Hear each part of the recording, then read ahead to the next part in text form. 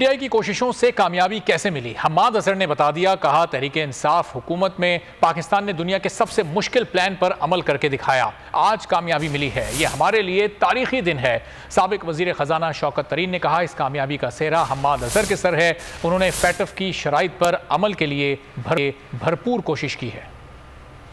اور آج پاکستان کے لیے تاریخی دن ہے۔ یہ تاریخی دن اس لیے ہے کہ یہ جو 34 نکاتی ایکشن پلان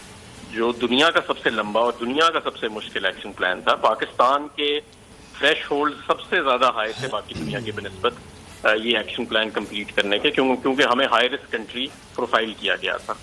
تو آج ہم نے وہ 34 نکات پورے کر لیے ہیں۔ یہ جو ایکشن پلان تھا یہ منی لانڈرنگ اور کاؤنٹر ٹیررزم فائنینسنگ سے تعلق رکھتا تھا، اور اس کے اندر ministry of interior, foreign ministry, آپ کے پروونشل پولیس ڈپارٹمنٹس، آپ کا ایف بی آر، آپ کا اسٹیٹ بینک آف پاکستان، سب سے بڑا کردار آپ کے فائنینشیل مانیٹرنگ یونٹ کا جس کو بنایا گیا، اور اس کے علاوہ آپ کی اینٹی نارکوٹکس فورس، آپ کی بارڈر کنٹرول پوسٹ، آپ کا کسٹمز، اس کے علاوہ اور بھی بہت سارے تو یہ تو ویسے تو یہ ہر ملبہ ہمارے پہ ڈالنے کو پھر رہے ہوتے ہیں، جو ہمارا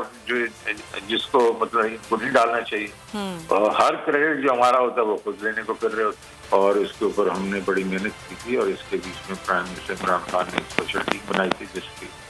سربراہی حماد اظہر کر رہے تھے۔ سبسکرائب کریں اور بیل دبائیں تاکہ کوئی خبر رہ نہ جائے۔